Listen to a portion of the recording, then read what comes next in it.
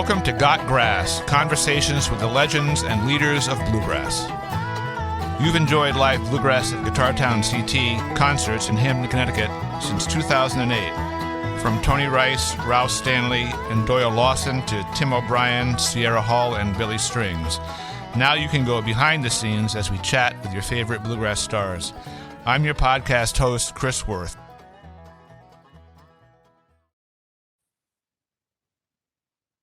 So welcome, Liam Purcell, to Got Grass. Thanks for having me. Before we get into music discussion, I was wondering if you have a day off these days, where would we find you when you didn't have your mandolin, banjo, guitar, or any music stuff?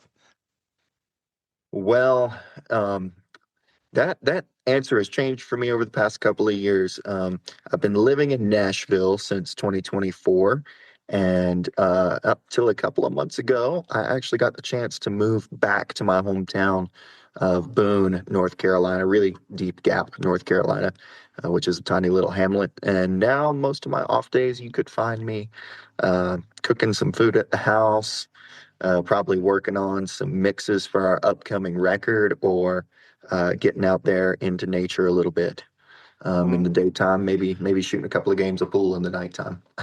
Gotcha. So you grew up pretty close to where Doc Watson grew up, correct?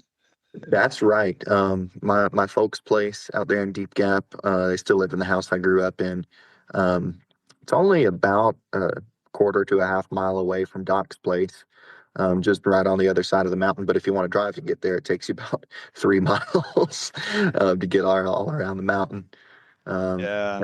That had a big influence on me growing up.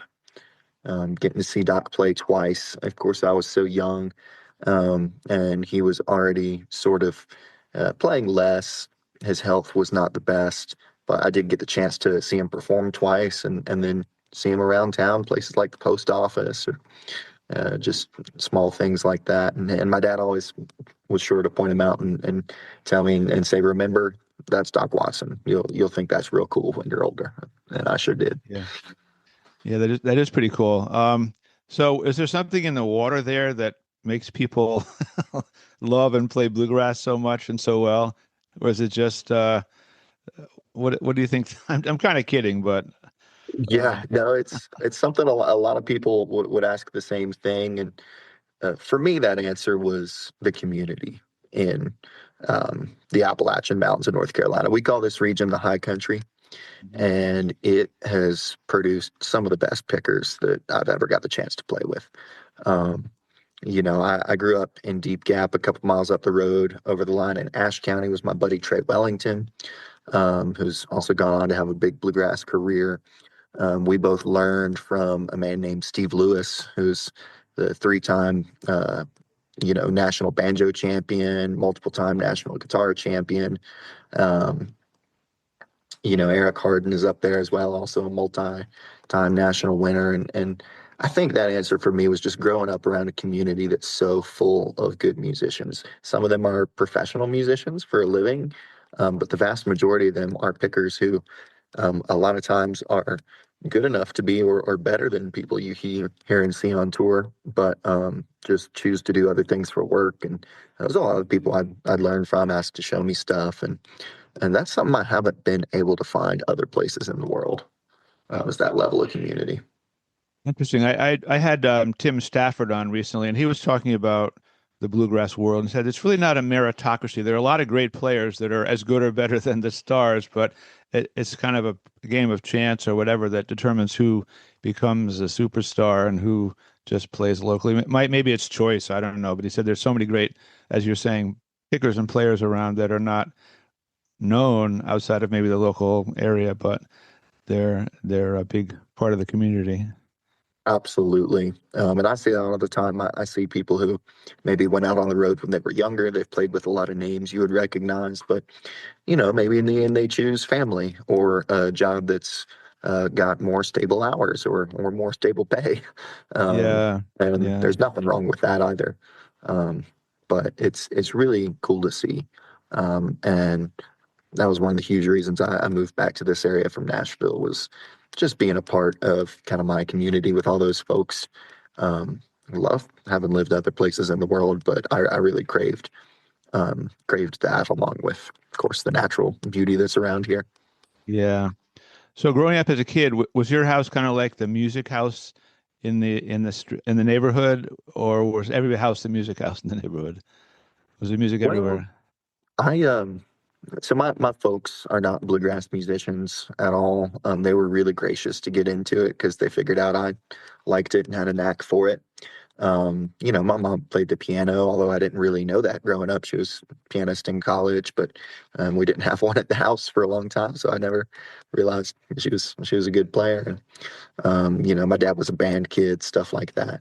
Um, so they didn't really have any experience in bluegrass, and our house did become the bluegrass house eventually as I started parading my friends uh, in and out of there. Again, they were gracious enough to not only let my friends come over and rehearse and stay a lot of nights, but my dad helped book our band on the road for the first time when I was still 15, 16 years old. We started out playing a lot of local gigs, a lot of wineries, breweries, things like that for fun. And eventually, enough videos of us got put out on the internet that we started getting booked at places like Merlefest and Gray Fox Festival or Ogden out in Utah. And at that point, my dad was kind enough to take me and the other guys out in the family RV and drag us around all these places. And that was a really great era of my life when I was, you know, early teenager until the time I left for college. Um, we had all of our friends here in the community, a really strong jam scene, and it was a great home base. It was a really So, great home base. so did you? I know you've had some. I don't know if you'd call it formal education in music, but you're not totally self-taught. You had mentors and went to academies and places, right, where you learned from people that you looked up to, maybe that. Absolutely. I took lessons early on. When I was getting started, I took group lessons through a local program called the JAM program, Junior Appalachian Musicians is the acronym. Um, and it's not a route or a requirement for the kids to become professional level musicians. It's really just a way of passing on the traditions down to lots of kids who might be interested, but maybe their families don't play. And it's kind of handed down in the same way, right? It's not a traditional class where you go, you learn, you repeat. It was really learning by ear from older musicians in the community in a group setting. And then afterwards, every week they'd have an open community old time jam, and the kids were encouraged to stay and participate in the jam. And I'd say that huge combination of ear skills really set me off on the right foot. And after I got done, I started learning guitar. Then I picked up the fiddle and the banjo and the mandolin, and they were just super encouraging all the time to myself and several other young kids that I grew up with who are still playing.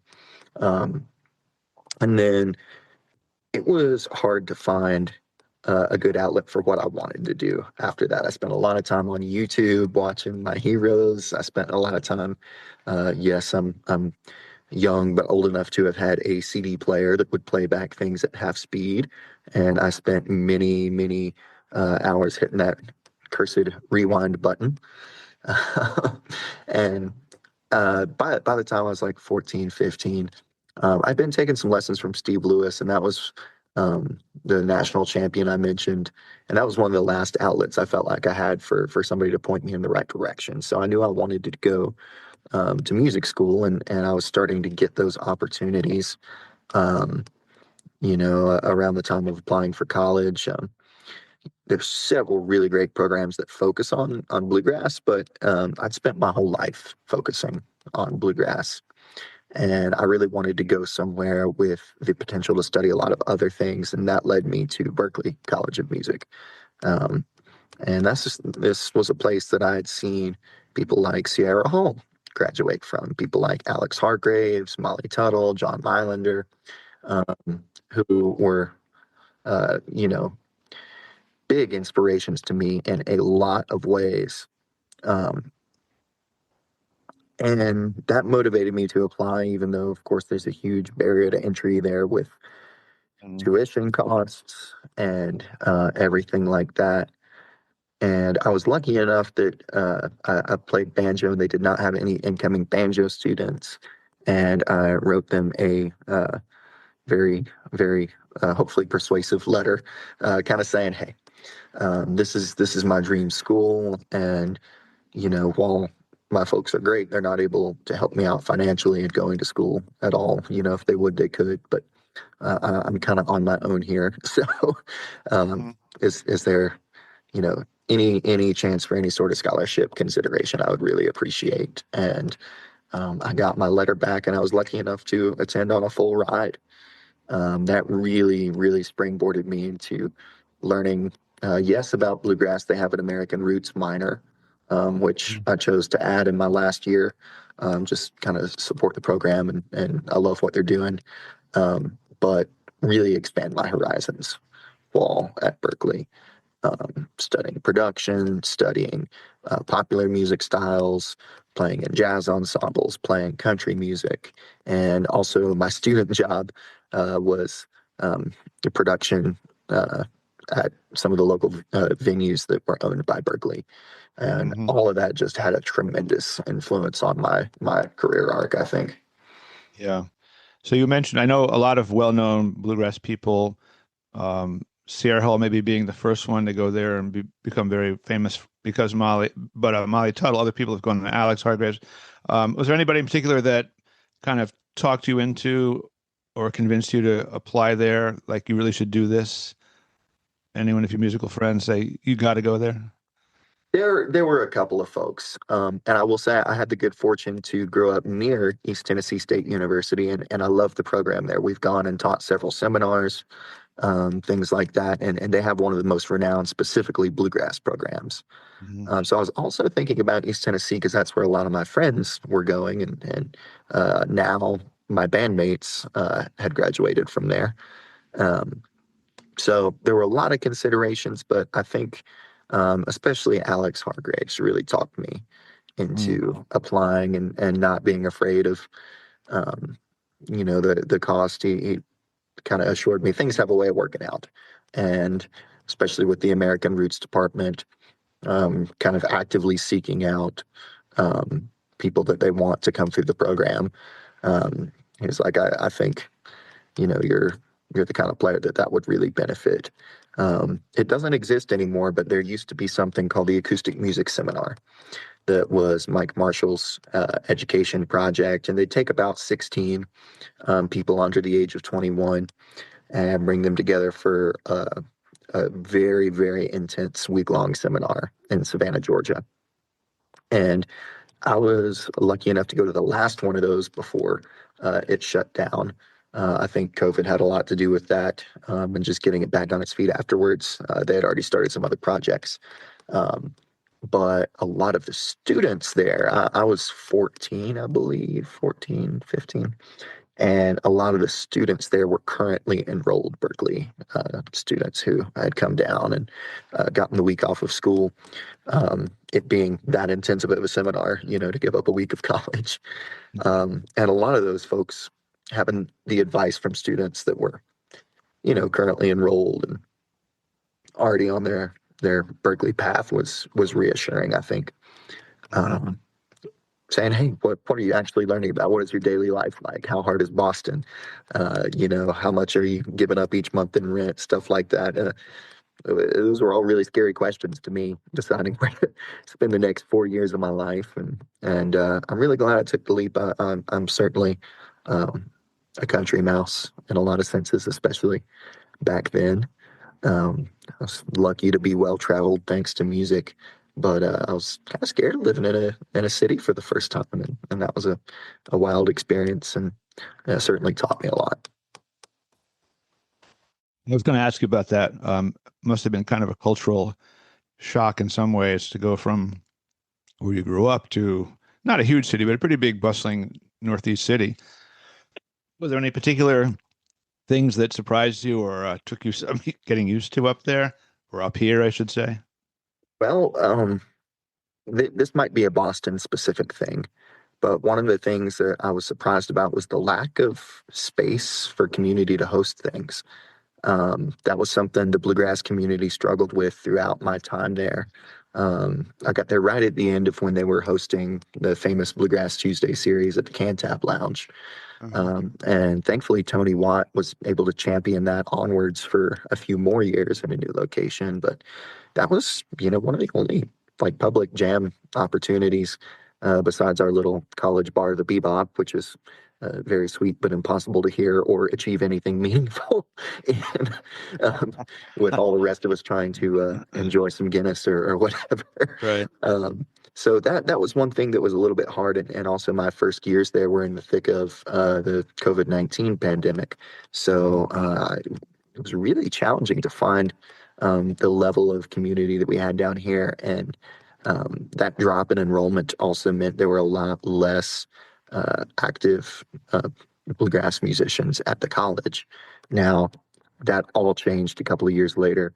Some of my buddies who would be my roommates later on were Luke Black and Drury Anderson from the Mountain Grass unit, who are doing great things now. And I think, that was the summer that we took them out on tour opening for us.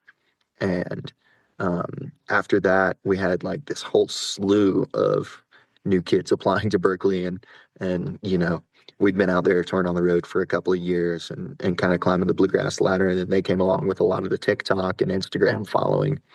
Um, and so then the next fall, when we all got back to school, there were all these kids who had seen videos, heard the recordings online, and were super hyped. Even kids who had been there that weren't studying bluegrass were coming up to us with banjos and guitars and fiddles, asking, hey, can you show me how to do this or that? I'm not in the bluegrass program, but we think it's so cool. And all of that was happening with the extreme rise of Billy Strings as well. So it grew into a very vibrant community for sure. But culturally, it was a change for me. I felt like um, after a couple of years there, I felt very comfy and certainly broadened my horizons. But Yeah. Yeah. So you and your band played up here at Guitar Town. I think it was in 2024 in the spring. that's right. Um, I think you were still at Berkeley then. You hadn't graduated yet. So, and I know you have a different band now. I think Ella Thomas was playing fiddle with you at that point, and had a totally different group, I think, than you have now. Maybe a lot of different people. Yeah, I uh, had some folks that I played with throughout college. Um, Super good memories. Gosh, I mean, those were the people. There are a couple of eras of this band. So if we haven't said it, the band is Liam Purcell and Cane Mill Road. And when I was in early years of high school and before that, we would play some local gigs with my buddies from around the area. One of those buddies is pretty notable, Trey Wellington, I mentioned. Um, we kind of all went our different directions when it was college time. And for him, that came a couple years earlier than myself. He's a little older. Um, and then I was kind of faced with, well, do we just dissolve this project, or, is it okay with you guys if I keep it going? And they said, sure. And so um, then I found some folks that I played with throughout my college years, kind of right up until I graduated. Um, and it was great. It was a lot to bite off, especially for folks who were doing other academic things. We were all in college at one point, and not all of us studying music, not all of us intending to be professional touring musicians. And I will always be grateful to everybody who's been in the band for really sticking their neck out and putting up with the touring schedule. And it really takes a couple of years of that to gather momentum. And so those were 2020, 21, 22 were some of our kind of momentum gathering years when we hadn't had a record on the charts yet. We hadn't had things getting played on XM radio yet. Um, and it was hard, but it was really fun. We were all younger than we are now, and piled into an old church van and put at least 40,000 miles on that sucker every year. So it was an adventure. Different things happened to each one of those folks since last I've seen you. Jacob, our bassist, stuck around the longest after his college career was finished. Um, and he and I actually both moved to Nashville. Um, he and his wife just welcomed their first baby towards the end of last year, and for him that was his. Everybody has their hard limit of, yeah, I think I'm done with the road for a while. Hmm. Whether it's a couple of folks went on to get post-secondary education, graduate degrees, things that didn't really interface with being gone 100 to 150 days a year. Yeah. But everything happens for a reason, and that really um, opened up to me finding some of my absolute best friends in the world. 2 years ago, um, I was able to hire my buddy Zach Vickers to fill our banjo slot. He had been playing for Dave Adkins in Mountain Soul at the time, a pretty well-known traditional bluegrass artist. Um, and he and his roommate Ari had gone through ETSU together, the other program that I mentioned. And I was able to pick them both up, and uh, we just kind of watched things skyrocket within our group after that. I mean, having a couple of other people who are just such killer vocalists helped push me to my limits. Um, kind of always keeping me on my toes. Having people who are uh, instrumentally just absolutely brilliant um, is something that I love and keeps me on my toes. Um, so those folks have been playing with me for about 2 years. And then just recently, our bassist Jacob, as I mentioned, phased out, and things just work out perfectly. I called my friend Teddy, who is one of our roommates with the Mountain Grass unit. Actually, he's graduating from Berklee this upcoming weekend. So if he gets the chance to hear this, I'm going to wish him well and congratulations. He had been kind of kicking around without a gig for most of his time in school, and I don't think it was even really a conversation of, well, should we hold auditions? Should we, try some people out? That conversation with Jacob and myself was just like, I think it's time to give Teddy a call and get some dates on his calendar. He was always going to be the perfect fit for that. Yeah. So everything in bluegrass is just really community based, and we see that every year with the yearly shuffle of side musicians around the industry and the yearly shuffle of um, you know band leaders phasing in and out. It's really something I don't see a lot in other genres of music. It's Hmm. kind of a bluegrass specific, but I feel like people kind of shift around until they find the people that you look back in 10 years and say that was the band. That lineup. I think about that with the Newgrass Revival. I love the records with Courtney Johnson and Evo Walker and those cats. Um, but, you know, there was something about Sam, Bela, John, and Pat Flynn that Hmm. that was the band. You know Hmm. what I mean? Yeah, Um, definitely. Yeah. So, I know in your band now, I think you have two guitars, no fiddle, right? Is that? that's right. I've always been a fiddle and a mandolin player. Yeah. In this band, I've almost always played mandolin. Back in the day with Trey and those cats, I would put down the mandolin and grab the fiddle a lot more with the four piece. Hmm. But with this lineup, our guitar players are Ari Silver and Devin Jones, two incredible guys, both with very different styles, and that's to me why it works. I'd always had this as kind of my ideal. Um, and it's kind of the Mountain Heart thing, right? The old Mountain Heart with two guitars. They're both such different players that it works really nicely. Ari uh, has the full dynamic range, but he's always like laying it to the wall when he needs it to. And Devin is a lot more like a Tony Rice player, where um, his rhythm style is a little more in and out, fishy and slippery, and both of those interface really well together. But the good thing is, both of them are killer mandolin players. So oftentimes in the set, when I would reach for a fiddle, I would miss that mandolin chop.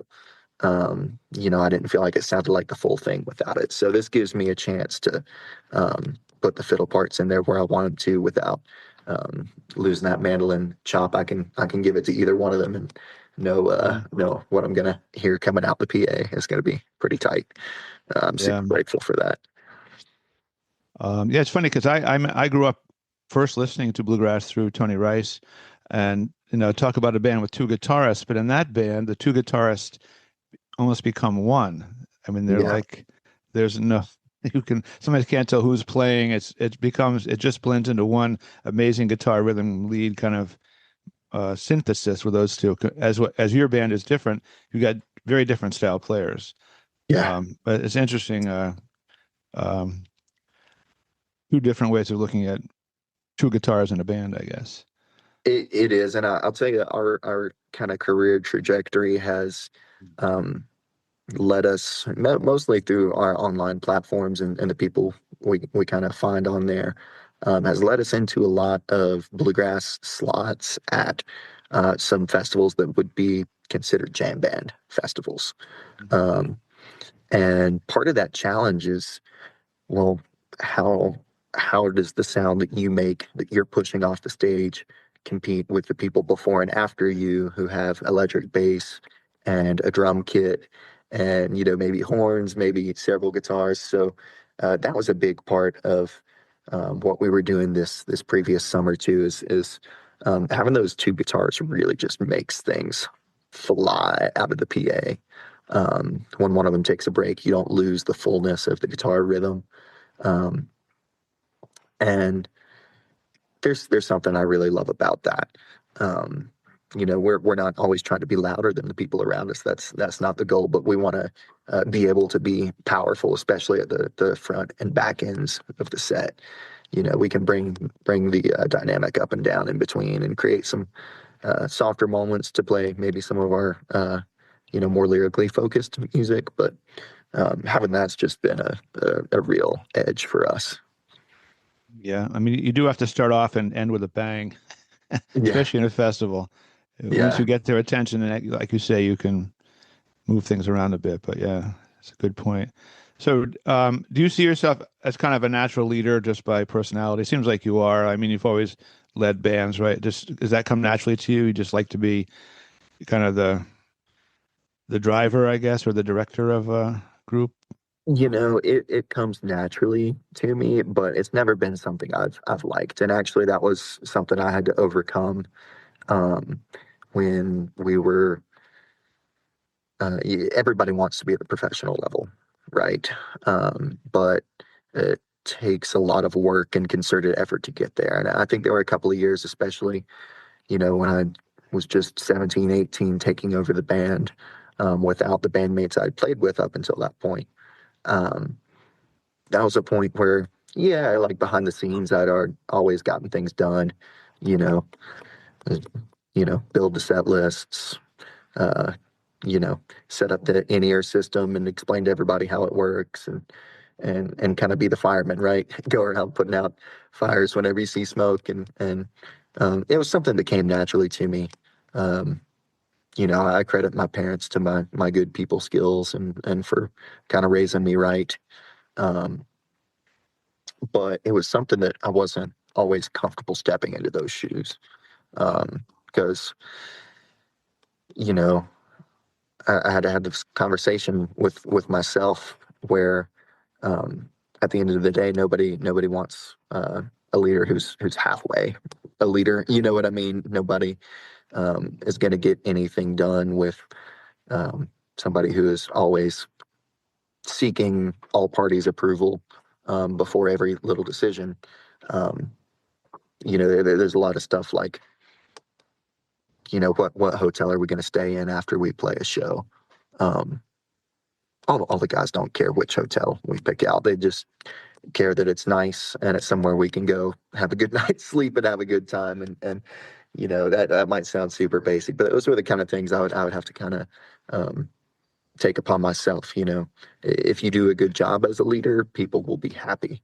You don't need to ask if every single decision you make will make them happy. But you just, for me, that looked like going around before a long tour. We did 45 days in a row this past summer. And for me, a lot of that looked like going around and just kind of asking what people cared about the most, what they needed. It's like, hey, we're about to be gone for a long time. Um, just sit down and have a conversation with me and tell me what matters to you when we're far away from home.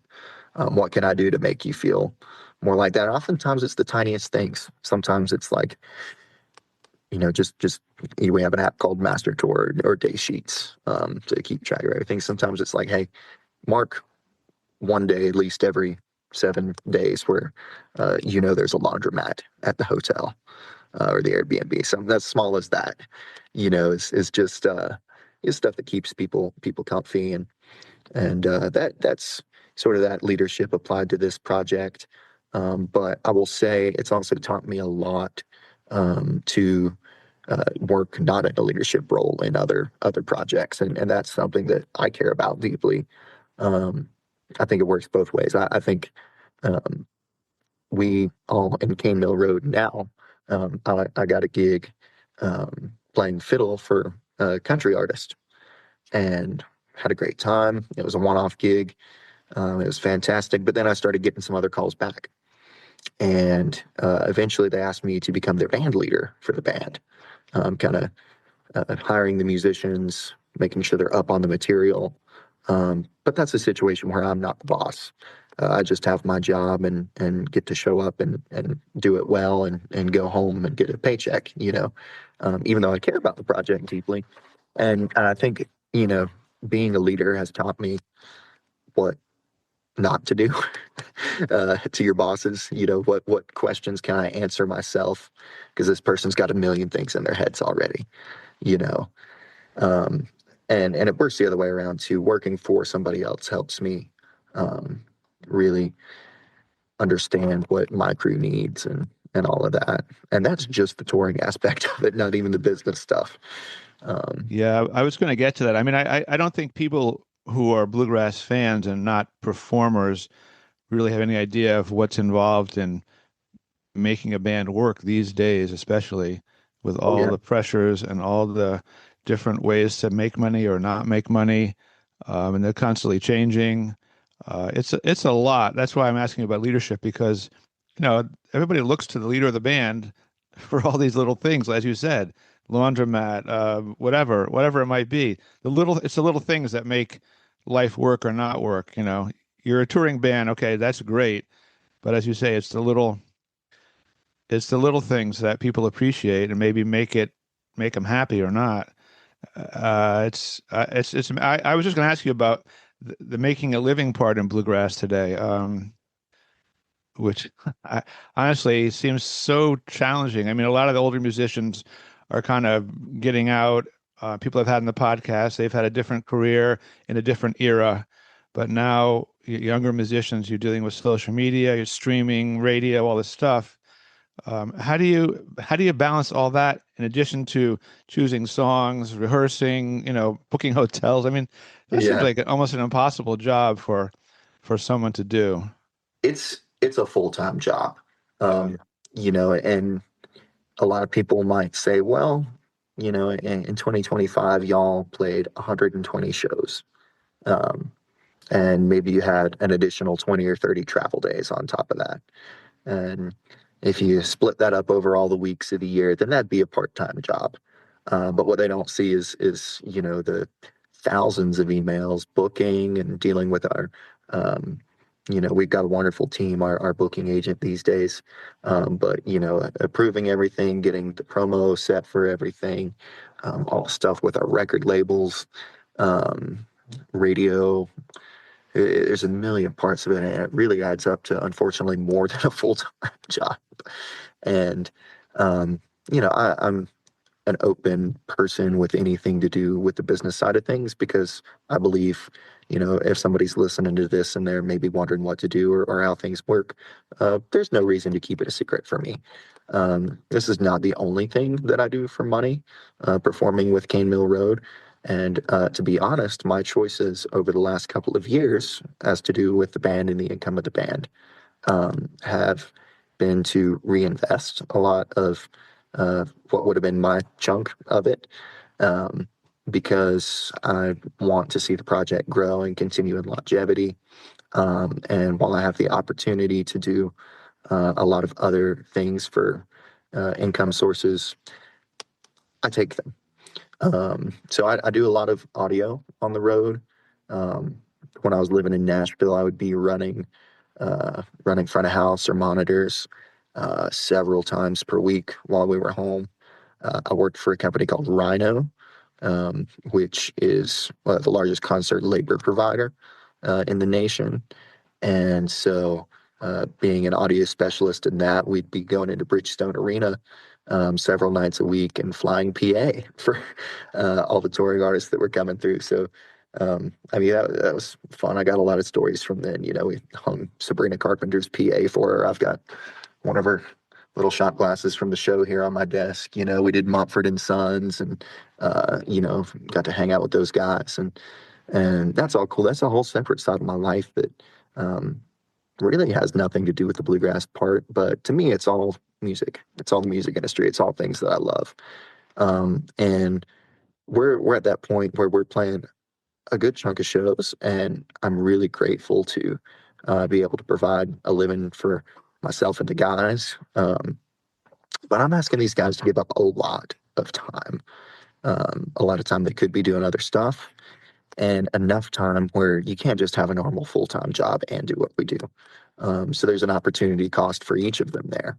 And honestly, these couple of years, I care more about passing that on to them so they can live comfortably and kind of stick around. And they do so much more than just get up on stage and play.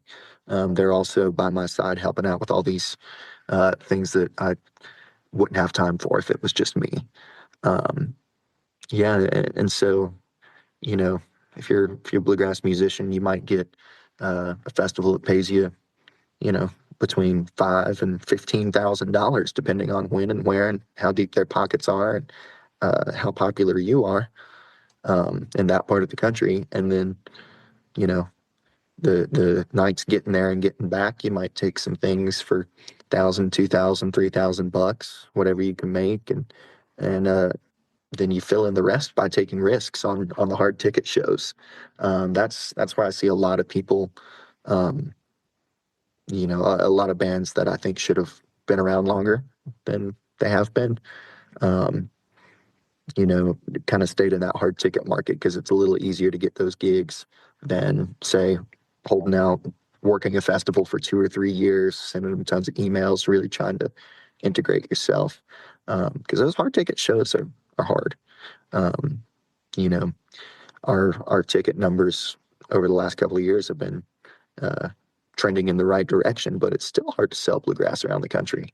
Um, and to be honest, it's hard to sell bluegrass and be yourself. It's a lot easier if you're a band that buys into uh, you know, the Billy Strings light show, kind of jam grass stuff, which I love. We play some of that. We get out there, but I see some bands packing out places just by playing Billy Strings covers, and then the Mm. most beautiful, lyrical, well arranged, equally energetic band will be playing the same town a few nights later, and it's like crickets, So for us, um, I always try to keep a balance. I want to do. I want to have festivals be about a third of what we're doing on the road each year. I want theaters, performing arts centers, concert series presenters to be another third of that. And then, I'm not necessarily dogging on the hard ticket stuff because it's a really important part of how this industry works, and um, there's a lot of meat on the bone there. But I try to keep that to about a third of what we do because if it becomes a larger portion than that, then it's a lot of risk, and there are factors you can control, but there's a lot of factors you can't. Um, so Yeah, I mean, I'm a hobbyist, so I just do this for fun. I've been doing it for this is the 19th year, and I've never made money at it. I never wanted to make money. I never could make money at it, but I do appreciate the bands that work their butts off and travel so much to try and make money at it. Um, I was just gonna you brought up Billy Strings, which is an interesting point because everyone I talk to on this podcast talks about Billy Strings. He actually played here before he was famous with Don Julin. Um, as a duo. But so having somebody like Billy Strings be kind of like the face of bluegrass for so many people in this country, um, does that make it difficult for other bands that are, like you say, that are just great bands but are not cranking out light shows and playing Doc Watson at full volume and stuff like he does? Do you think, I mean, I know he's bringing a lot of people into bluegrass, a lot of people, hundreds of thousands, which everybody in bluegrass, I guess, has to appreciate. But I also wonder if it's having the effect of like, if you're not Billy Strings, I'm not going to go see you among people, among fans. I don't know. I'm not trying Yeah, to put you on the spot here. It's an interesting no, philosophical discussion I've had with a lot of people on the podcast.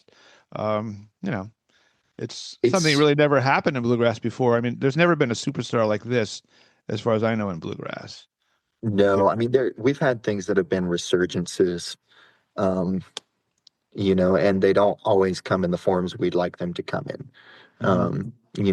I feel like before the Billy resurgence, um, 20 years before that was um, Alison Krauss and Oh Brother, Where Art Thou were two huge things that turned people onto bluegrass.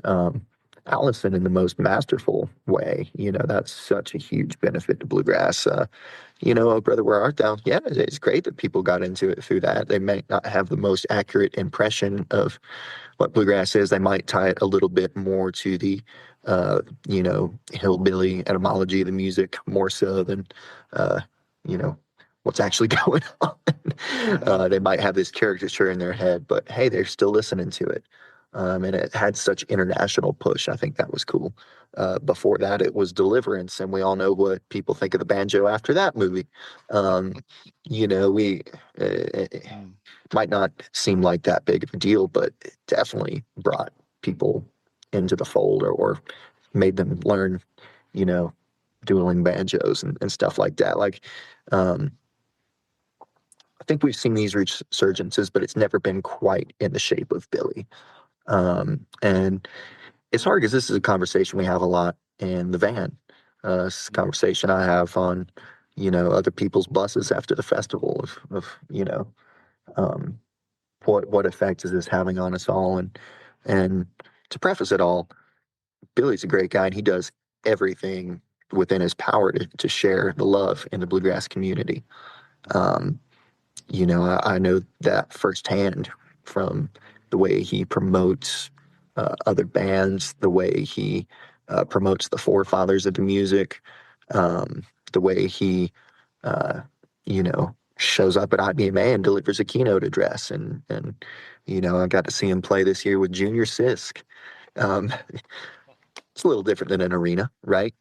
Um, so I think he does a really great job of that. The problem is I don't think uh, there's always enough space in people's minds.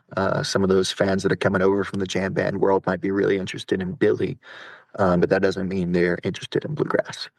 Um, and conversely, that is where it gets a little tricky to talk about, right? Because we've got a lot of buddies that are doing this thing, which is to kind of copy Billy's show and take it on the road. And if you can't get Billy Strings tickets or he's not coming through your town, then you're going to go see the next best thing, which is, uh, some people covering half of his music and then writing music that sounds like his music. And that's hard, right? Because, I love seeing those people go have a good time and it's successful, but um, it's a little bit, you know, it's a little bit of a trap of what bluegrass is. Because there's so many more facets to bluegrass than Meet Me at the Creek, even though that's a great song. Um, and that's great when I get a chance to go watch Billy and watch him play all those tunes. But it's not great when I see, every 100 and 200 cap club out there getting filled up by bands that all kind of sound the same. And they don't sound like themselves. They sound like Billy. And that's hard. That's where it gets hard for me is um, not only for the fans but for those musicians. I know they're great killer musicians, and I want to hear them sound like themselves. Um, it's not Billy's fault. He's not asking people to copy him. People copy him because he's great. He's truly a great musician. Um, Same way I think we got a lot of Tony Rice clones after, Tony Rice came along. There's still kids I see today where they're sounding killer. They could crank out a million Rice licks, but Mhm. um, I don't hear their voice come through their playing. And, you know, uh, it's nothing bad, but it's something I would encourage all those people to think about. And for those bands, I think it doesn't translate to a lot of longevity because people aren't into their music for their music. They're into their music because it sounds like somebody else's music. Um, that's definitely Right. something we try to think about, and we even discuss like, hey, we have these really high energy moments in our set. We take it out on a walk sometimes, and takes us 4 or 5 minutes to bring it back in to the rest of the song and the melody. But we want to always do that in our own way for sure. Well, that was a good way to talk about it, I think. I mean, obviously, yeah, everybody appreciates the popularity of bluegrass right now, but it's as you say, it's a lot bigger than what's being in the arenas. I just had Darren Nicholson on, who Oh uh, yes. he's kind of moved back to North Carolina, where he's from, and is doing a lot of local, smaller stuff, community stuff, trying to like get back to the real roots of where he came from, rather than just touring with whatever. We was with Balsam Range for a long, long time. Um, so do you think you talked a little about this, but like having your own sound, being authentic, is what leads people to kind of stick around or be noticed for a longer period of time? Obviously, you can play like Tony Rice and get some gigs and be whoa, but then after a while, people are going to say, yeah, okay, well, there's 40 other people that play like you too. Where are you in this? Where's your soul in this music?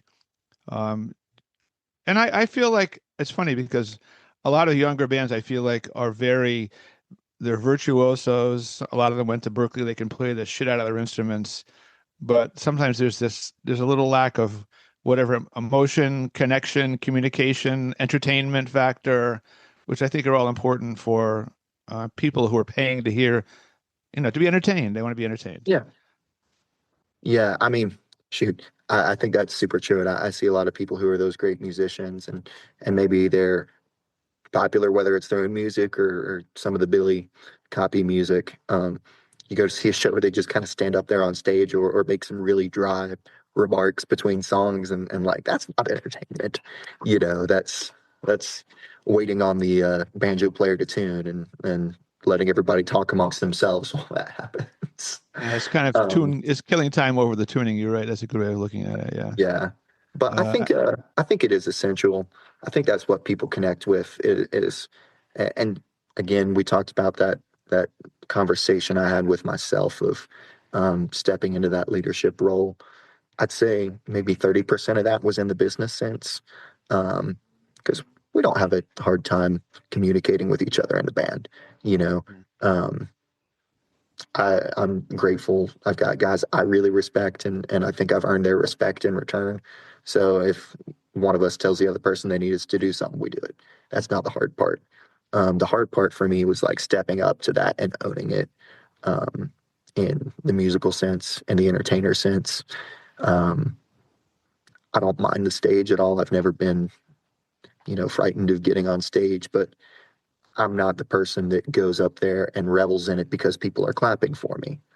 you know if anything, like, those are the moments I don't really know how to handle myself, because it's like, hey, any one of those people out there in the crowd is no different than me. I just happen to be the one holding the mandolin at this moment, and I did something that they liked.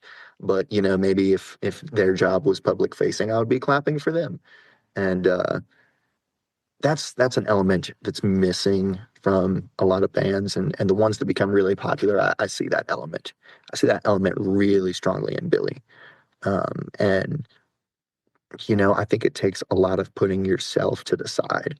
Um, I don't know whether I don't know what the right word is for it the performers get, but it's something that we talk about amongst ourselves a lot, in different bands and different camps. Is like that emotion of, yeah, I know I'm on a stage right now, but like, don't treat me weird. Don't look at me. Don't like clap and scream and cheer. It's like, it's not all that. It's like my job, and I love it. I love the music, but um, you know, some people have a way of putting that to the side, and everybody's way is probably different. For me, I learned to put that to the side by focusing on serving the audience.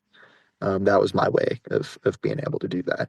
Um, I've always kind of been a people pleaser, so maybe that has something to do with it. But if I can remember that I'm there to serve and entertain the audience, then that makes me feel less awkward about using showmanship, being an entertainer.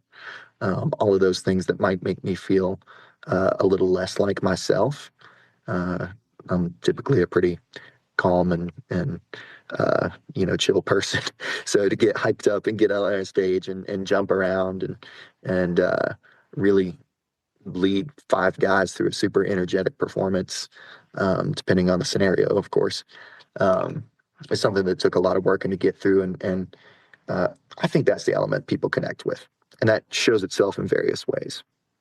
For Mhm. some people, it's the energy. For some people, it's the storytelling and the vulnerability. Mhm. Um, and that's a side that I always try to lean into in places that don't see that a lot. Festival scenarios, clubs, things like that, where it's like, hey, they don't get so many of those intimate moments, but that's a lot of who I am. Can we find a way to craft that here tonight? um, that's a way people connect with it. Sometimes it's just pure virtuosity. I mean, you see somebody like Tommy Emmanuel sitting there with his guitar on a stage by himself, and you can't help but be connected because, my God, look Mhm. at it. When you see Michael Cleveland play, Mhm. um, you know, yeah, he's good with the audience. He's funny. He's a nice guy. He's got a good stage show, but the thing everybody leaves saying, it's holy four-letter word. That was the best feeling I've ever heard in my life. And that's another way of connecting with people like that. Yeah. I never forget, Tim O'Brien's played up here quite a few times for us in various settings, and he was doing a show. I forget, was it at the video store here? And has his guitar and he starts playing a song, and he just draws a complete blank. He just stops and says, I don't remember how this song goes. Let me. And to me, that was like that's the kind of connection that makes someone, a human. He forgot Yeah. the words to the song, probably a song he wrote. I don't know. It was like he just stopped and said, I forgot the words. Somebody maybe told him or somebody yelled out. I don't know.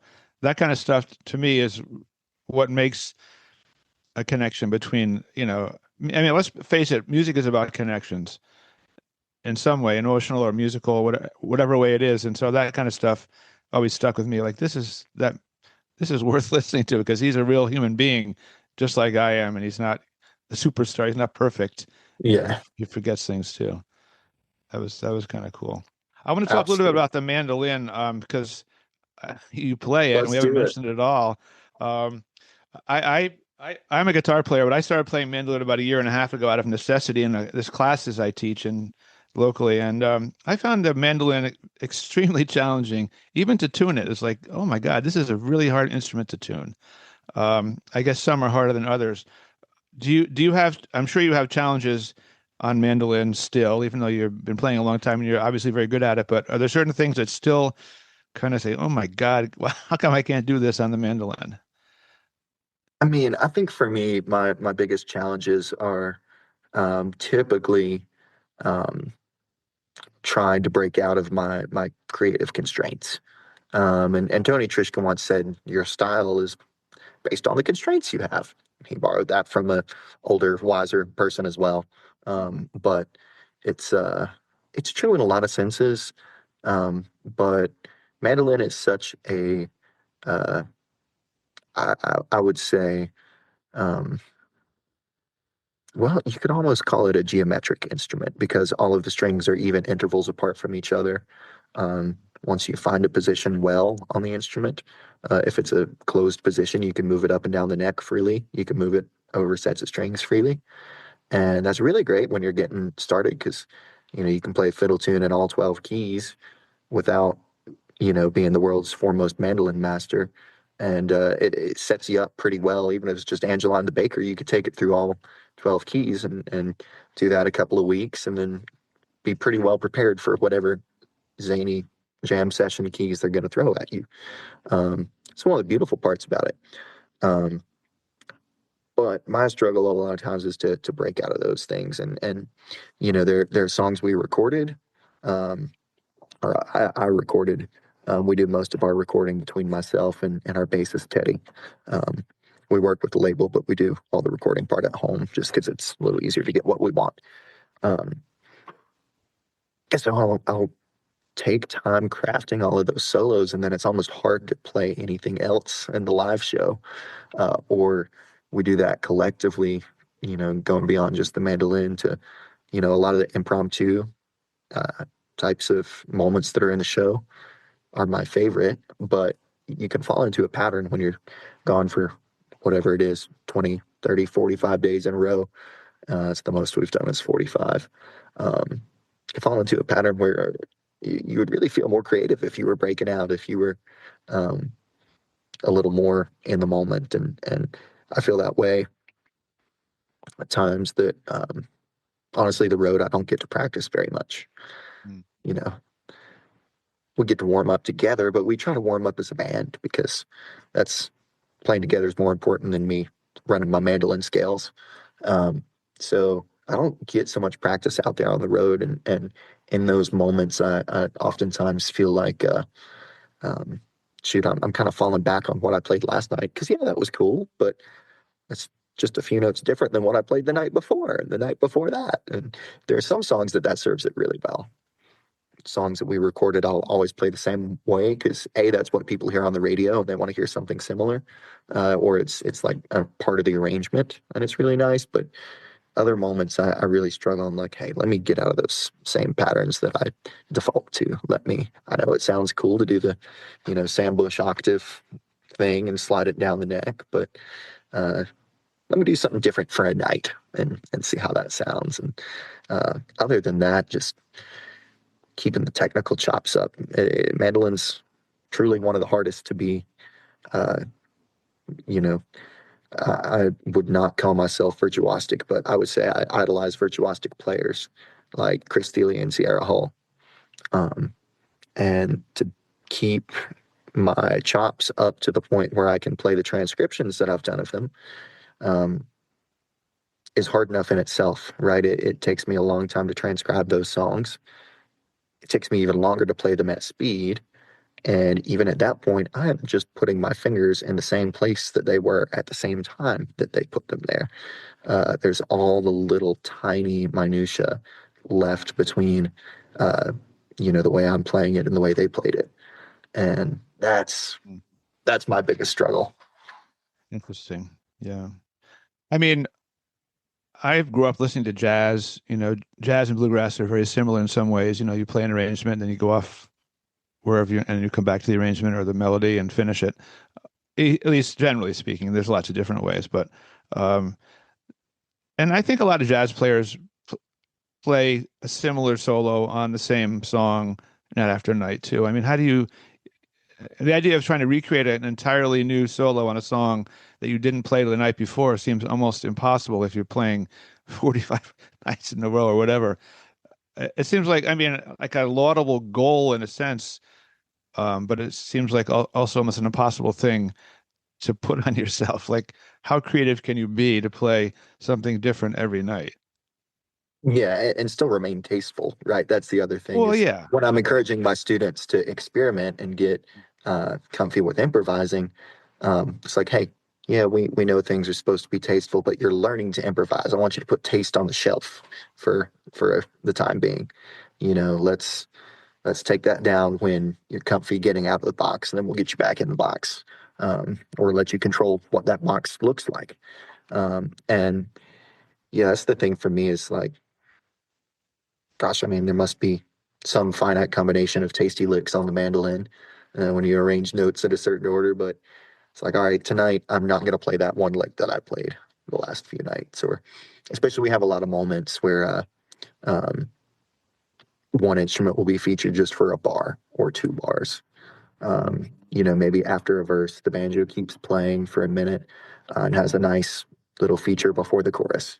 Or we play the song Metric Lips in a lot of our sets, which is a bailiff-like instrumental. And in between all of the uh, swaps between instruments, the other two instruments that have not soloed and are not about to solo kind of play these back and forth licks, and we change them every night because we got to the point where we play the same ones. And I was like, all right, new rule: we cannot play the same lick 2 nights in a row. And I love those moments when you can bend the rules and the audience understands. They don't have to be trained musicians to hear that you're bending the rules of music. If I go MOUS, everybody in the world, I don't care if you're from Mongolia or Argentina, you're gonna know that you got to finish that pattern, ba da da da da, or it doesn't sound right. We all have this like little basic understanding from what we've heard and what we've learned all our lives, and even if we're not musicians at all, even if we can't carry a tune in a bucket, we can hear those things, and so I have fun playing with those as a group, both rhythmically, harmonically. Those are some of the ways we try to keep it interesting. But you always got to satisfy them in the end. You can't leave them hanging like that. Got to resolve. Yeah, I know. Yeah. It's funny because Rhythmically. my favorite two musicians probably in all of music are Tony Rice and Oscar Peterson, who I think was also Oh, his yes. favorite musician. And those guys were improvising a lot, but they were, I would say, basically they were riff players. They had riffs that they played in so many different ways over and over. If you listen to Oscar, those riffs, I mean, you hear Oscar Peterson play one bar, you know it's him because he has that, whatever you want to call it, ballsy, swinging right hand Yeah. style. And Tony the same way. You would hear two notes and you know it's him. And I think they would probably both agree that their music, while they were improvising, was still, you know, within a certain riffs and patterns that they know. Then they move them around differently and change them and add this, but they're not going totally all out crazy ever. I don't think. They're still linked to whatever. As you say, your style is your limitations, and some people have very few limitations, but it's Yeah. interesting. Those are the people I would say have so few limitations left that it's almost more like they're selecting a color palette.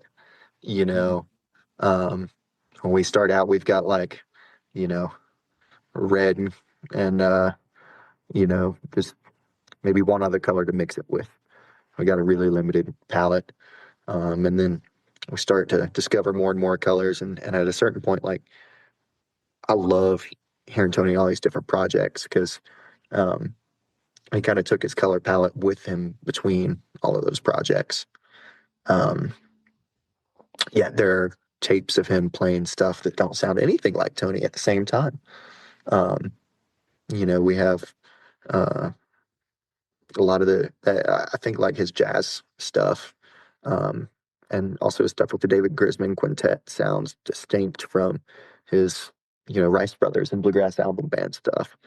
Um, Somehow you still know it's him, but his style changes so much. It's kind of like it pivots. And still got him at the center, but he's like Tony Rice with the pastels on his Mm. easel today versus Tony Rice with the, you know, primary colors or whatever. Mm. Um, it's really cool. I think that's a question, this larger question we've been dancing around of style and all that. It will probably haunt artists for centuries, and I don't know if I ever expect to find a real great answer to it, but I look forward to trying and the process involved with that. Yeah, yeah. They talk about the banjo having, I don't know if you would say this, basically two styles of players, like the Scruggs style and the melodic style banjo players. I mean, there's a lot more than that, but that's kind of been like a division among players. In mandolin playing, obviously you have the Monroe style, but are there definite styles that certain people fit into and you might fit into or consider yourself fitting into in terms of mandolin style playing, or do you try to play the Liam Purcell style of mandolin playing when you can? I mean, It's funny because there are these like little maybe like magnets out there, these magnetic poles, but more than two of them, and these mandolin players will land somewhere in between them and kind of be pulled right. You got players like Chris Henry, who I spent the week with at Merlefest this week, um, who's heavy on the Monroe stuff. I mean, he's one of the torchbearers of the Monroe stuff, or Mike Compton. Um, but, you know, they might be well-learned disciples of that style, but they can do other stuff. Um, I hear a lot of people who loved Sam Bush and want to try and sound like Sam Bush. They're never going to make it all the way there. It's not possible for them to sound just like Sam Bush. Um, but for myself, I would say um, I would identify my playing by the people that I listen to the most. And those would be people like Sierra Hull, Chris Thiele, and Sam Bush, I think. And I can't forget to say that Sierra Hull was really heavily influenced by Adam Steffi. So kind of by proxy, Adam Steffi, I don't study a lot of his playing because a lot of it's just really straightforward, and the notes he's playing are great, but they don't teach you that much to learn the notes. Uh, the things to learn from a player like Adam are like, how do you get that tone out of your mandolin? And Sierra has that same quality. How do you pull that gorgeous tone out of that instrument? Oh my God. So clean, so clear. Um, and, you know, I would kind of choose to identify myself that way.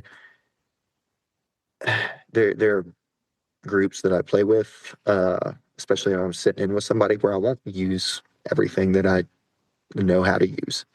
And that's just for taste's sake. If I'm playing with a group that has been around a while, you know, maybe I get to sit in with some guys that were popular in the 80s or 90s and they got that more traditional sound, um, then I am not trying to mess that up by busting out my, oh, I went to jazz school uh, licks, even though I didn't go to jazz school. I did play, Yeah. you know, all this, you know, Miles Davis, John Coltrane transcriptions on the mandolin. Um, Unfortunately, I know people who are like that. Mm. There was a I was on tour with a band, and they let one of our buddies sit in, and the song was EMD, pretty good standard version of EMD, and came to that poor kid's solo. He took 9 choruses on it, each one of them kind of less sensical than the last, and Mm. it's like, man, this is great for music school, but you know, not super great for a bluegrass concert. Um, Mm. and that's an extreme example, but I always try to keep it in the lines, and I don't feel like I'm being dishonest to myself if I play something a little more like Monroe would have played it. I don't feel dishonest if I, uh, you know, kind of riff on some Jim and Jesse, Bobby Osborne style, because that is still part of who I am as a mandolinist. It's not all of the parts, but I'd extend that to kind of how we perform at shows too, because we get booked a lot of places where, um, you know, they might not be as familiar with traditional bluegrass, or they might bring out the pitchforks when you play anything other than traditional bluegrass. So I would say, you know, we do change our set depending on where we're going. Um, I won't do it unless I have a good read on what the crowd is like.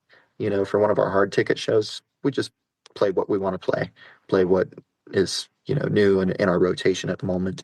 But if we go to a kind of lawn chair backwoods festival, we're going to tailor that a little bit, um, at least at the start of it, and that's never being dishonest to who we are. But I definitely want to set people up to have a good introduction to us. So if they already hear us play a couple of things that might be familiar to the ear, or less offensive to their sense of traditionalism, then I'll go ahead and stick a couple of those at the front of the set before we get into new territory. Same thing if we've been playing a jam band festival. Yeah, we're going to probably do something to grab their attention right at the start, and then kind of let them discover more of who we are. Same thing between mandolin playing and choosing a set list for me. Mhm. Yeah. You know, it's doing this podcast. A couple of my goals starting out were to talk to as many people who played with Bill Monroe as possible, and as many people who played with Tony Rice as possible. And I've had the good fortune of talking to 5 or 6 of Monroe's bandmates, and it's so interesting to hear their take on his mandolin playing. And then I talked to, you know, people like you and Sierra Hull and contemporary players who appreciate the past, but have taken bluegrass to a whole new level that, you know, that's your music. which I think it's just to me it's so interesting about what I do here, just as a podcast. I just love being able to talk to you and then Blake Williams, who played 10 years with Monroe, and get his take on, Oh it's yeah. just it's really fun. I really love it. I was going to ask you, do you have a mandolin on your dream wish list, or do you already have that mandolin? Oh shoot. Um, well, I always had a dream mandolin in there.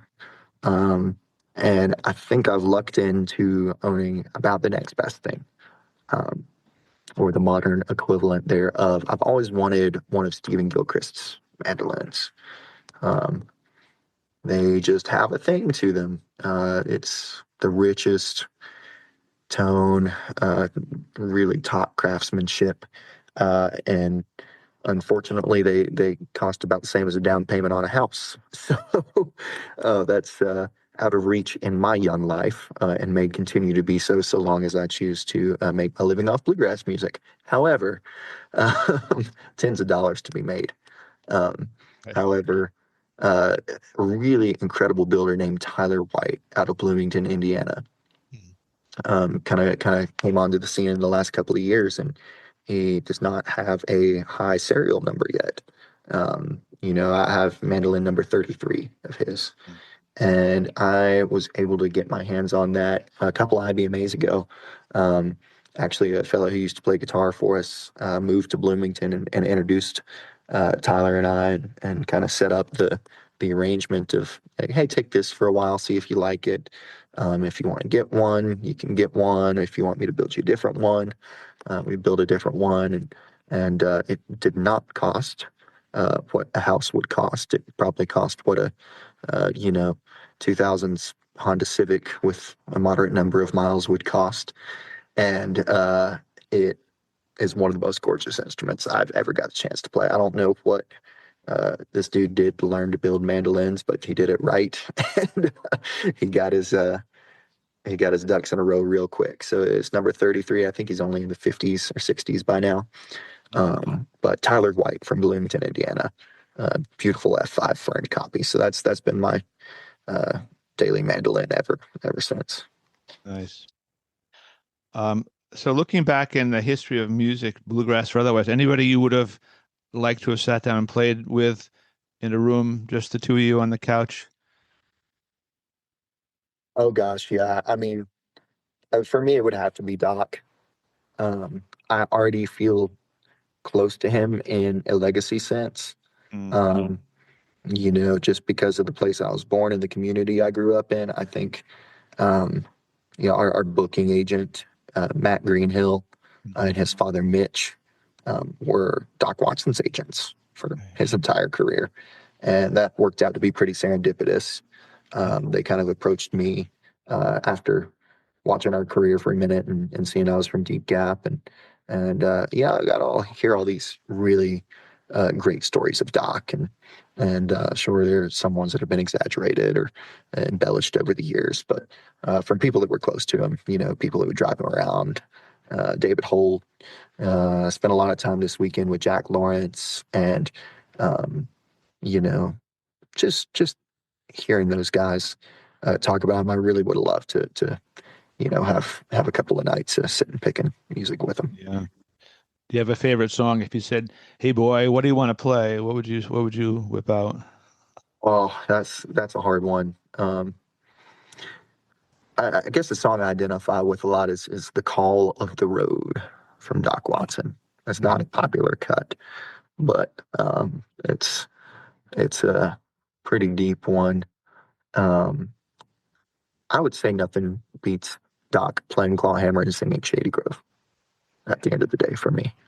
Mm, Yeah, nice, nice.